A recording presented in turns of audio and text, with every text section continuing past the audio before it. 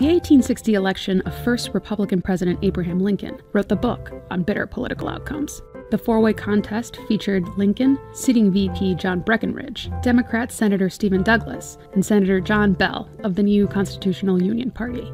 Lincoln ultimately captured 40% of the popular vote, winning the Electoral College 180 to 123.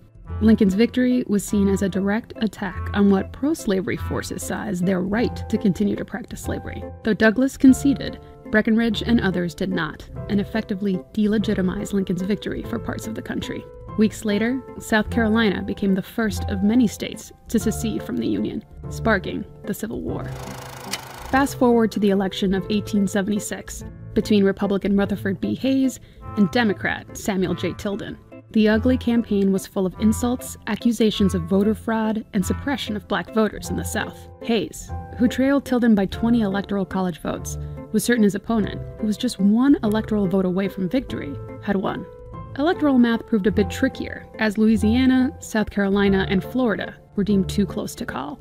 The resulting months-long confusion and turmoil culminated in the Compromise of 1877. The backdoor deal gave Hayes the presidency in exchange for the withdrawal of federal troops from the South, avoiding another civil war while effectively ending Reconstruction.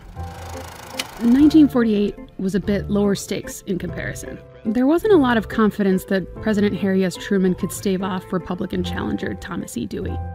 It wasn't just Dewey, who had narrowly lost to Franklin D. Roosevelt in 1944, that Truman was facing. He had to deal with opposition from newly formed segregationist Dixiecrats, Southern Democrats who opposed Truman's orders to integrate the military and his public support for other African-American civil rights. They backed South Carolina Governor Strom Thurmond for president. Despite a bleak outlook, Truman doggedly campaigned throughout the fall, eventually pulling off one of the most famous comebacks in political history.